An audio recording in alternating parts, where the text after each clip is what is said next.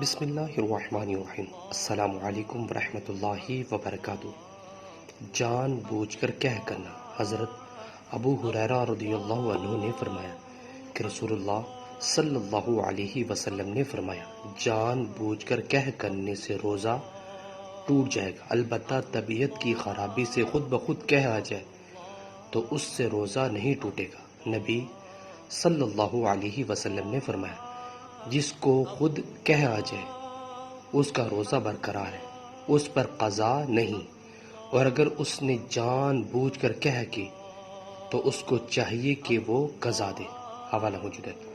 Viewers, اس حدیث میں رسول اللہ صلی اللہ علیہ وسلم نے فرمایا کہ جس کو خود بخود کہہ آ جائے تو اس کا روزہ برقرار رہے گا، اگر کوئی جان بوجھ کر کہہ کرے تو اس کو اس کی قضا دینی پڑے گی۔